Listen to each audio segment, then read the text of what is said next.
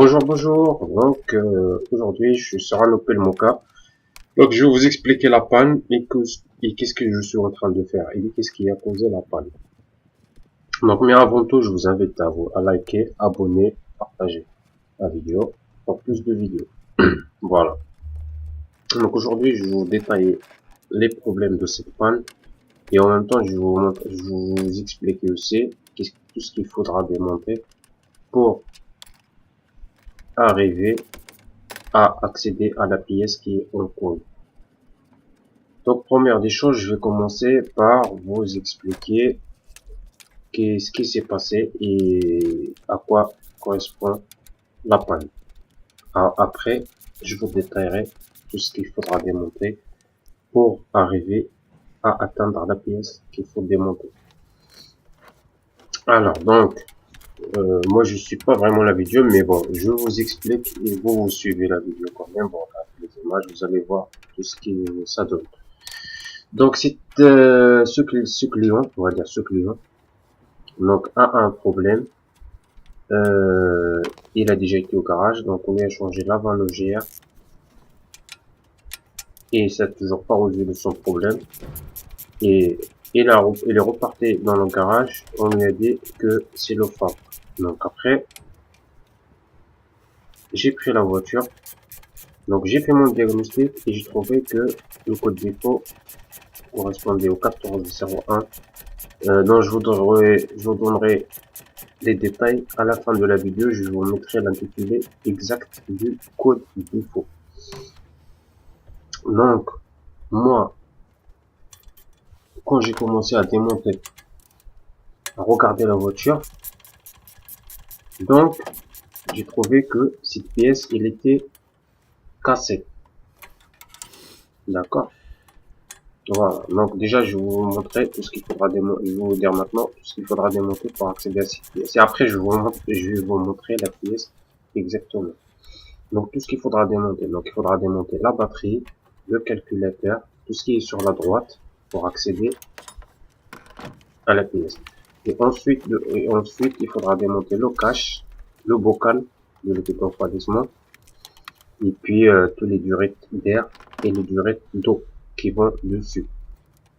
Toutes les prises là, il faut faire attention à pas casser les prises et les capteurs. Il y a des capteurs qui sont dessus, donc ces capteurs ils sont très importants. Il faut pas les casser, il faut y aller plus doucement parce qu'ils sont très très fragiles. En fait, avec la chaleur, c'est des capteurs en plastique et c'est très fragile.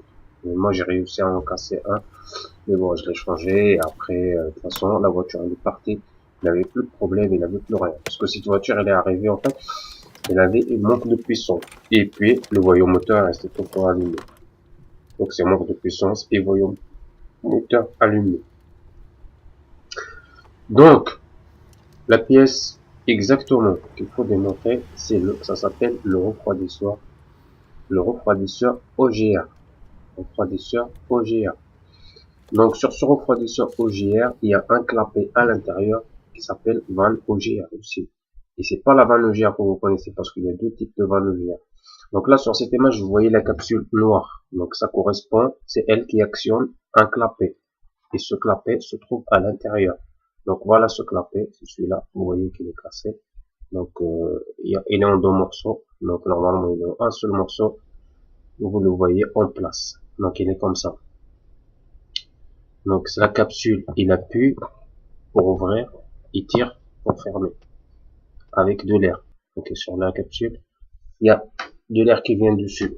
Et donc la pièce, elle est là. Vous la voyez. Ça c'est la pièce complète.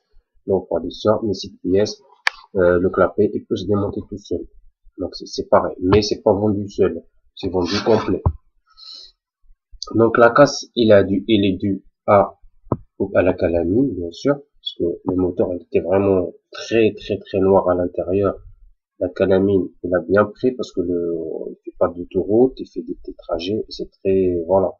Donc j'ai tout démonté pour bien nettoyer parce que tout était bouché presque, on va dire. Bon, c'était pas bouché, mais voilà, il y avait des gros tas de calamine dedans. Alors la pièce neuve, il coûte 1000 euros. Vous allez voir sur le devis là. Donc ça, je l'ai fait chez Opel. À la base, j'étais parti pour voir combien ça coûte. Mais bon, c'était très cher et donc du coup j'ai créé la pièce en occasion. La deuxième des choses, donc là, je suis sur le remontage. Donc je vais vous montrer quelque chose qui est très important. Vous voyez le petit trou où il y a un petit joint. Donc celle-là, il faudra faire très attention parce que c'est un orifice de liquide de refroidissement. Donc si vous montez la pièce, il faut faire très attention à mettre un peu de pâte à joint, ou sinon il faudra changer automatiquement le joint qui va dessus.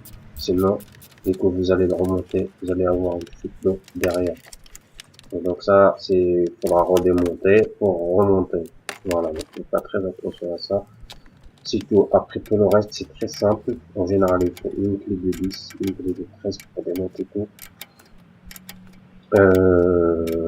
Voilà quoi. Donc après, faire très attention au capteur. Il y a pas mal de prises à débrancher et de virer. Faire attention. C'est tout. Après le reste, tout se passe très bien. Donc il n'y a pas de souci. Après, faut pas oublier d'acheter du liquide de refroidissement quand vous allez faire ce genre de réparation, parce que le liquide de refroidissement, c'est lui qui permet de refroidir les gaz d'échappement qui sortent de l'échappement et puis qui passent à l'entrée dans le moteur. Donc c'est pour ça que c'est très simple. Donc voilà quoi, donc après quand c'est remonté, voilà, c'est comme ça. Une fois que c'est remonté, c'est nickel.